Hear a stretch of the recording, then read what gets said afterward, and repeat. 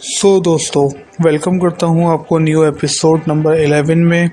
आज भी मैं आपके लिए 10 ऐसे इंटरेस्टिंग फैक्ट लेकर आया हूं हमेशा की तरह।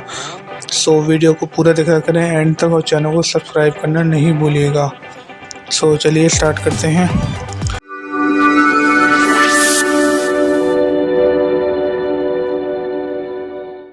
दोस्तों, क्या आपको पता है कि एक पोलर बियर की जिल्द स्याह होती है। इसकी खाल दरअसल साफ है लेकिन बर्फ़ की तरह सफ़ेद दिखाई देती है। अगर आप सुनहरी मछली को अंधेरे वाले कमरे में रखेंगे तो वो आखिरकार सफ़ेद हो जाएगी। ख़वातीन मर्दों के मुकाबले में तकरीबन 2 गुना ज़्यादा पलकें झपकती हैं।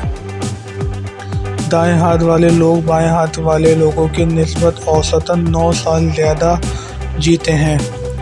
यूएसए में हर शख्स के लिए 2 क्रेडिट कार्ड हैं। पिछले 4000 सालों में कोई नया जानवर पाला नहीं गया।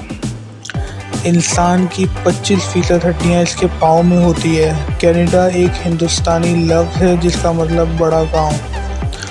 अमेरिका में हर 6 मिनट में रेप की इत्तला दी जाती है। जेलीफिश 95% पानी पर मुश्तमिल है।